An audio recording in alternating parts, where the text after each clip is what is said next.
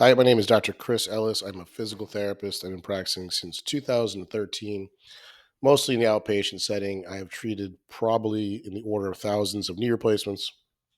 So I feel like I have a good understanding of how these things work. So I wanted to put together a little presentation on the things you may want to know leading to knee replacement. Your nerves are having a knee replacement. This is actually a book, or a pamphlet, I should say, by an author named Adrian Lowe. He writes about pain science. I want to start off with this little quote, or that's actually the title of the pamphlet. I definitely recommend purchasing it. It's cheap purchase on Amazon. You can read it in about 10 minutes. But the point of this, starting here, is to say that this is a mind game, getting a knee replacement. That's all my patients tell me, that they are just up and down like a roller coaster with their mindset around the pain, their function. I'm not going to lie, it is a one of the most painful rehab processes, but it's going to mess with your mind, and the way you perceive the pain can greatly augment your experience, or make it worse, I should say. So, when you first get it done, you might feel pretty good because you get a nerve block in that leg, and that nerve block will wear off. You'll have an increase in pain, and then you'll start your rehab, start moving it because it is prone to stiffness, by the way. That's one thing everyone says: I can't sit through a meal, it gets so stiff, I have to move it. And movement is a key for a knee replacement. It starts to feel a little bit better. You start doing a little more, and then you get an increase in swelling, and therefore an increase in pain. And it's just going to kind of ping pong back and forth, and it's going to swell, and it's going to mess with how you think about it, and you're going to start to worry and drive yourself crazy over, what did I do to cause this? Just know that this is going to do that regardless. You're going to have periods of swelling and pain, and periods of relief, despite what you do. Sure, you can trigger a little more swelling, but it's not your fault. So keep that in mind, that is the normal part of the recovery process. Unfortunately, you're just going to have to work through some of this pain. You have to work through that swelling. That's part of what PT's job is to do, is to kind of guide you through that process. But it's easy to get caught up on the why. Just don't worry about that part. It's a normal part of the process. Even 2 to 3 months in, you may be still dealing with that. All right. So what can you expect? Everything's said and done, what are the outcomes looking like? So I put these in here because we used to be more conservative and tell people, don't run on them, don't kneel on them, you're going to wear them out. But the truth is, you can run on them, you can kneel, you can definitely have your life back, and you can come back stronger. Some of these surgeons put bulletproof glass in these knees, so that's an important point to remember, that this thing is sturdy. It's not going anywhere. You have very little worry about. There are a couple worries which we'll get into later, but it is not going to fail on you. I've never seen one fail. In fact, I know a physical therapist who had a skiing accident and had to get a knee replacement, and now he's deadlifting 500 pounds on that knee. Here in Naples, this is the uh, like a capital for pickleball. The guy who won the U.S. Open in 2020, he had a bilateral knee replacement, so you can get back to a high level of activity. And that's what this 2022 article found. This is a meta-analysis, which is the highest grade of evidence. So the title: a high physical activity level after total knee arthroplasty, which is replacement, does not increase the risk of revision surgery during the first 12 years. And they concluded basically that. So during the first 12 post-op years of a total knee, there seems to be no increased risk for revision surgery for patients with a high physical activity compared to those with a low physical activity. So do not baby that knee. It's, by the way, it's not your bad leg, it's just your new leg. Keep that in mind as well. All right. How long does this knee replacement last? As far as we know, at least 20 to 30 years. When I was in school, we learned that most joint replacement lasts about 10 years. Well, that's not the case. Technology's improved. These things don't wear out very easily. In fact, in my entire career, I've never seen one wear out. So I would venture to guess they actually last longer than that, but that's just what we know so far. And what I can also tell you is prehabbing the joint will lead to better outcomes.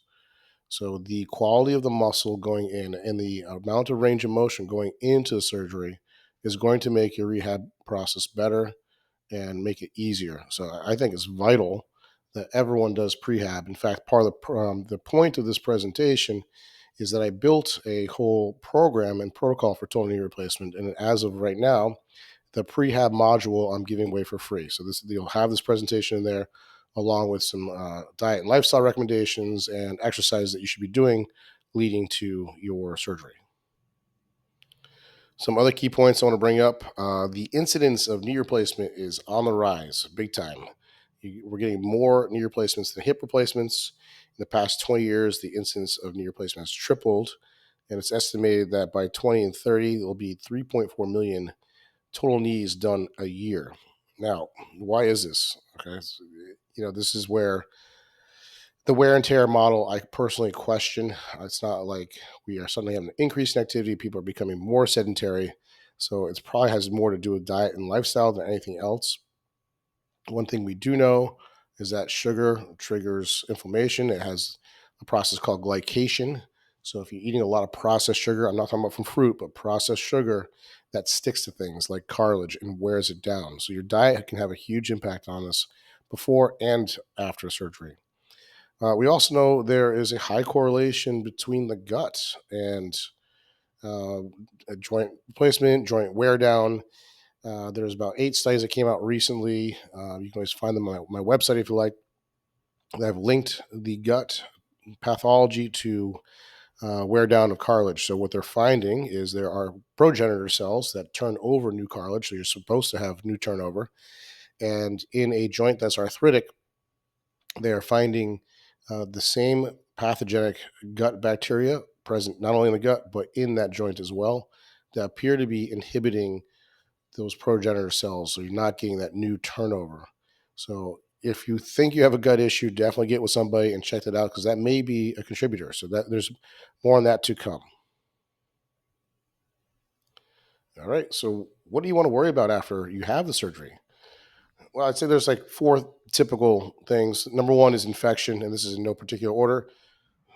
So the very beginning, until that thing closes up, you just want to keep it clean. Definitely don't want to be in a pool or anything like that. If you do get a fever over 100 degrees, that's a sign of infection. You got to call the doc. The other thing is a MUA, a manipulation under anesthesia. So this is something that doesn't happen often. This is for the folks that don't really do their exercises, don't do the stretches, and they stiffen. They get fibrosis, a lot of scar tissue lays down, and they get what we call stuck bent. Their knee doesn't have the range of motion that they need to operate as a human. So what they can do is put you under anesthesia, and they manually manipulate that joint. It's not fun. I've seen it done to people. They don't feel very good afterwards because they basically crank on that knee. So something you ideally avoid. Now this one is probably the biggest one, a DVT, which is a clot. A blood clot can kill you. You are at the greatest risk for the first 2 to 10 days after surgery. This happens from being sedentary. Right? We used to put people on bed rest, and then people would die because they're sedentary. The blood clots, and then you throw a clot and turns into an embolism or a stroke. Those you definitely don't want that. There is a Wells prediction rule. You can just type that into Google. There's a website. You can punch in some criteria, and it'll spit out a likelihood, and tell you whether you should call the doc or not. The number one sign of that is really a lot of pain in the calf area, a lot of warmth, local tenderness. That should not be happening. So watch out for that. And then the last one, this is one that makes people freak out a lot, is the quad. Your thigh muscle might not work for a small period of time. That may be due to the nerve block. Also, they have probably done an incision on the quad muscle. So for, maybe a week or two, sometimes the quad doesn't quite fire as well as it should. And in fact, they know this in the hospital. They might put you in an immobilizer in weight bearing, and that's just because the quad does extension of the leg. They don't want you to fall over, so they might do that initially, depending on how you're doing, just to get you in weight bearing. But don't think that you should be in an immobilizer the whole time. Don't be sleeping in it. That's going to stiffen you right up. So just know that there are workarounds for that. There's something called NMES, which is a type of muscle stimulation that we usually utilize in physical therapy to help kick that quad back on sooner. All right. So that's it. If you have questions, feel free to reach out to me. Check out the module. I'll post it in the show notes. That's free on the prehab for total knee replacement.